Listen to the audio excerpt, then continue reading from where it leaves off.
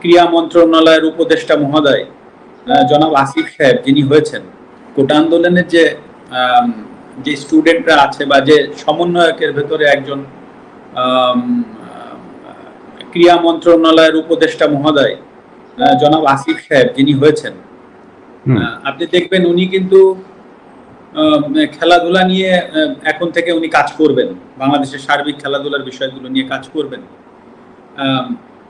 এখন যদি আল্লাহ না করুক কালকে একটা প্রবলেম হয়, আল্লাহ না করুক যদি কোনো একটা খেলাধুলায় কোনো জায়গায় প্রবলেম হয়, উনি কিন্তু প্রধান উপদেষ্টা মহোদয় ডক্টর ইউনূস স্যারের কাছে যাবেন বা সিনিয়র উপদেষ্টা মহোদয় যারা আছেন উনাদের সাথে আলোচনা করে এসেই কিন্তু উনাকে স্টেটমেন্ট দিতে হবে।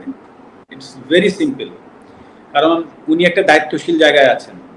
তো হুট করেই একটা সমস্যার সমাধান উনি একা কিন্তু এসে এই আপনাদের সামনে মানে প্রেসের সামনে হুট করে বলে ফেলতে পারবে না। তো দায়িত্বশীল জায়গাগুলোই কিন্তু অনেক কিছু চিন্তা করে কথা বলতে হয়। তো সেই জায়গা থেকে সেই জায়গাটাই কিন্তু আমি ছিলাম। হ্যাঁ, আপনি আমাকে খেলোয়াড় মাশরাফি বলছেন, আমি সেভাবে উত্তর দিচ্ছি, কিন্তু অ্যাট দ্য সেম টাইমে কিন্তু আমি একটা দায়িত্বশীল চেয়ারে বসেছিলাম। তো হুট করেই আমি কিন্তু ফ্রন্টে এসে একটা কথা বলে দিলাম, আর তাই নিয়ে একটা বিশাল আরো বড় কিছু হয়ে গেল।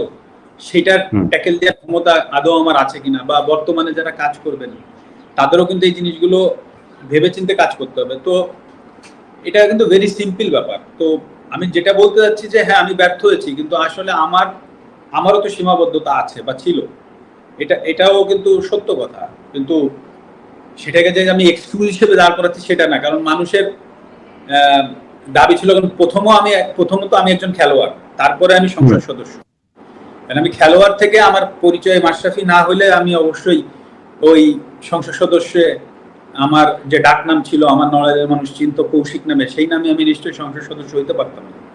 তো খেলোয়াড় মাশরাফির জায়গায় যে আমি ব্যর্থ হয়েছি সেটা কিন্তু আমি একবারও বলছি না। বাট আপনি এট দ্য সেম টাইমে ভাবেন যে আমি একটা সংসদ সদস্য ছিলাম একজন, সেই পজিশন থেকে হুট করে আমি একটা মন্তব্য করার থেকে বরঞ্চ আমি ওইখানে যে সমাধানের চেষ্টা করাটা আমার জন্য আরো ইজি হইতো, বা আমি সেটাই চেষ্টা করেছি, সেটা হয়তো আমি পারিনি।